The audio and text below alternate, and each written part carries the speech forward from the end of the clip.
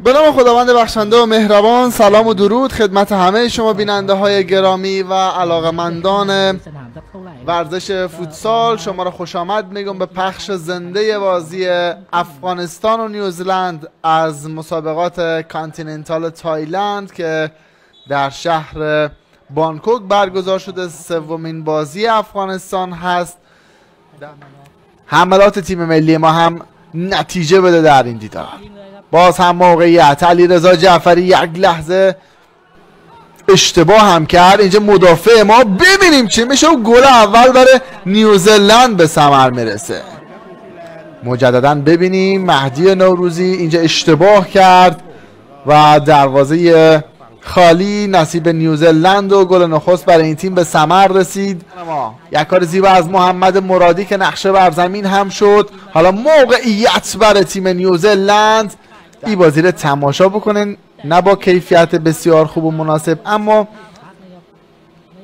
میتونه که کمک خوبی داشته باشه برای تیم ملی فوتسال افغانستان و گل نخست به ثمر برسه و فرزاد محمودی حساب کار رو 1-1 برابر ساخت. تلاش های تیم ملی فوتسال ما نتیجه میده و حالا فرزاد محمودی حساب کار رو برابر میسازه. پاس زیبای اکبر کاظمی و کامنت هایی که برای ما میفرستین ارزشمند هست و در همین نیمه نخست باید کار نیوزلند تمام بشه و شوتی که باز هم رضا حسین پور توپ رها کرد. محمد مرادی باز هم رضا. خطرناک بود این موقعیت. سه تا ترکیب متفاوت تشکیل داده مجید مرتضایی و این ضربه از محمد علی فیاضی حضور داره. فرصت برای افغانستان هست. این شوت از رضا حسین پور و بعد شانسی این توپ تبدیل به گل نشد. بازی همچنان در حال جریان هست. موقعیت برای افغانستان و این شوت او باز هم تبدیل به کار نشده.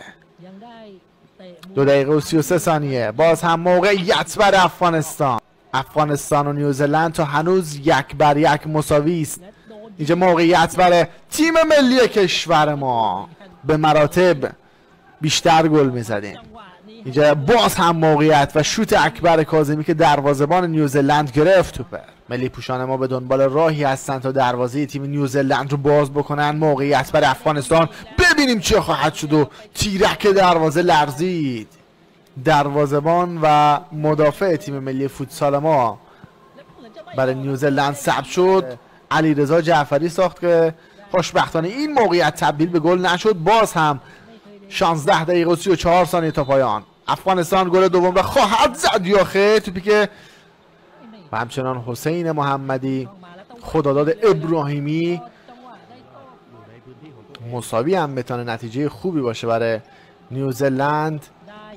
اینجا موقعیت برای افغانستان. شوت پاسکاری بازیکنان نیوزلند. یک کار زیبا از این تیم. حالا موقعیت دارن و علی جدا شد. حالا موقعیت برای نیوزلند. ببینیم چه خواهد شد و این شوتی که افغانستان باید با اختلاف زیاد نیوزلند شکست بده. اینجا موقعیت و ضربه ای که زده شد توپ را یک کار نرساخت.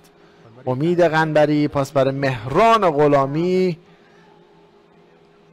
و میخائیل اجازه کار نداد. باز هم دفع توپ بهمن گرگیچ. اینجا موقعیت برای افغانستان. شوتی که زده میشه و گل دوم افغانستان بالاخره وارد دروازه نیوزلند میشه. مهران غلامی کار خود کرد و حساب کار 2-1 ساخت. از چی وقته که ما منتظر گلزنی هستیم تا بالاخره 4 دقیقه مانده به پایان دروازه نیوزلند باز شد. با نتیجه پرگل شکست بدن. هنوز هم زمان باقی مانده. موقعیت برای افغانستان و حمید رضا حسینی تک به تک بر تیم حریف و جبرانش هم بسیار دشوار خواهد بود در این زمان کم. مهدی نوروزی حالا موقعیت برای زدن گل سوم. بله ببینیم با هم پاس مهدی نوروزی و این شلیک تماشایی حمید رضا حسینی رفت و چسبید به طور دروازه میخائیل انتمانوف. پنالتی برای نیوزلند به دست خواهد آمد. موقعیت برای نیوزلند، این پاس رو به عقب و ضربه‌ای که زده میشه تو برگشت شده شد. حالا فرصت داریم برای زدن گل چهارم و این اتفاق رخ میده. افغانستان 4 نیوزلند 1 روی اشتباه بازیکنان نیوزلند. یک گل دیگه هم در این ثانیه‌های پایانی زدیم تا حساب کار 4-1 بشه. امید قنبری گل زد. دروازه بدون دروازه‌بان و بازی خوب ملی پوشان ما حالا دیگه تکمیل شد. 20 ثانیه دیگه تا پایان این دیدار زمان مانده. علیرضا جعفری واکنش زیبایی داشت. باز هم موقعیت گلزنی و گل پنجم. گل پنجم هم به ثمر میرسه و امید قنبری در 20 ثانیه موفق میشه 2 گل به ثمر برسانه. چقدر خوب هدف گرفت. امیدوارم از پخش این دیدار لذت برده باشید. ثانیه‌های پایانی است و این هم سوت پایان بازی و پیروزی 5-1 افغانستان در مقابل نیوزلند.